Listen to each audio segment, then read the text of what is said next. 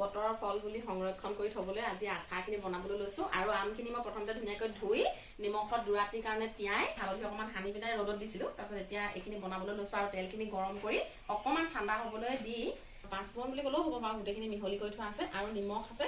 তাৰপিছত মোৰ ঘৰৰ ভোট জলকীয়া আছে আৰু মই বেলেগ বিশেষ ৰং ব্যৱহাৰ কৰা নাই, মানে ৰেড চিলি তেনেকুৱা কিবা কিবিবোৰ ব্যৱহাৰ কৰা নাই। আৰু এতিয়া এইখিনি তেল ঠাণ্ডা হোৱাৰ পিছতে একেবাৰে সহজতে বনাব পৰাকৈ দেখুৱাইছোঁ আৰু এইখিনি দি দিলোঁ। তেলখিনি খুব গৰম ল'ব নালাগে, গৰম কৰি অকণমান ঠাণ্ডা হ'বলৈ দিব লাগে। এইখিনি নবনাওঁ, পিছে মোৰ তেল কম আছিলে গতিকে কমকৈ লৈহে বনাইছোঁ। ইয়াৰে আধাখিনি থৈ দিম, পিছত বনাম। ইয়াতে জলকীয়াখিনিও দি দিছোঁ। ভালদৰে লৰাই লৈ ধৰি লওক বেক্টেৰিয়া বহিবলৈ বিচাৰে নহয়, তেতিয়া সি আৰু পটককৈ নাহে। খেতিৰ দিনত পথাৰৰ যেতিয়া ভাত নিম নহয়, কেনেকুৱা টেষ্টি হ'ব খাবলৈ।